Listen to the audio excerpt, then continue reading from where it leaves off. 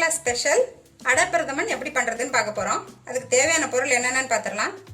1 cup அடை, 1 cup அடைக்கு 2 cup வெல்லம், 1 cup திக்கான தேங்காய் பால், 2 கப் கொஞ்சம் 2வது பால் எடுத்துக்கணும்.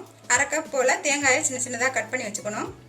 1 டேபிள் ஸ்பூன் அளவு முந்திரி, 1 டேபிள் ஸ்பூன் அளவு திராட்சை, 1/2 ஸ்பூன் ஏலக்காய் பொடி, 2 டேபிள் ஸ்பூன் நெய்.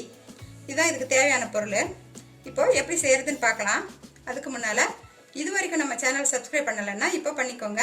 பக்கத்தில் இருக்க பெல் பட்டனையும் கிளிக் பண்ணிக்கோங்க. வாங்க எப்படி செய்கிறதுன்னு பார்க்கலாம். அடுப்பில் கடாய் வச்சுருக்கேன். 2 ஸ்பூன் நெய் விட்டுக்கலாம். இந்த தேங்காயை சேர்த்து வறுத்துக்கலாம். தேங்காய் வறுப்பட்டுருச்சு. இப்போ இந்த முந்திரியை சேர்த்துக்கலாம். இப்போ இந்த திராட்சையை சேர்த்துக்கலாம். போதும், இதை எடுத்து பாயாசத்தில் சேர்த்துடலாம். அடுப்பில் பாத்திரம் வச்சுருக்கேன். அடையை வேக வச்சுக்கணும். அதுக்கு தண்ணி ஊற்றிக்கிறேன்.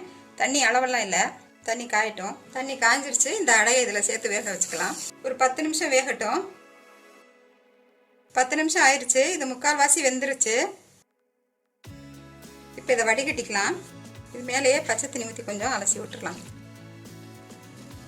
அடுப்பில் பாத்திரம் வச்சுருக்கேன். இந்த 2ஆம் பால் இதில் சேர்த்துக்கலாம். இந்த பால் அடை 1/4 வாசி வெந்திருக்குல்ல, இதை இதில் சேர்த்து மறுபடியும் வேக வைக்கணும். இந்த தேங்காய் பால்லையே இது வேகணும். இதிலே வேகட்டும்.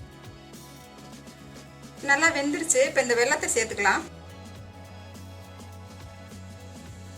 இந்த வெல்லம் கரைஞ்சி நல்லா வேகட்டும். அந்த வெல்லத்தோடு சேர்ந்து நல்லா கொதிச்சு வந்துருச்சு. திக்கான ஃபஸ்ட்டு தேங்காய் பால் இருக்குல்ல, அதை சேர்த்துக்கலாம். தேங்காய் பால் சேர்த்த பிறகு ரொம்ப நேரம் இருக்க வேண்டியதில்லை, கொஞ்சம் நேரம் மூடி வைக்கலாம், கொதிக்கட்டும்.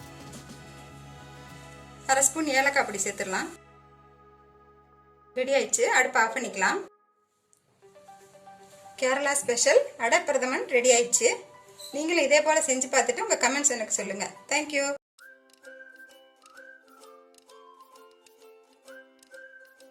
லைக் பண்ணுங்க, ஷேர் பண்ணுங்க, சப்ஸ்கிரைப் பண்ணுங்க, பெல் பட்டனை கிளிக் பண்ணுங்க.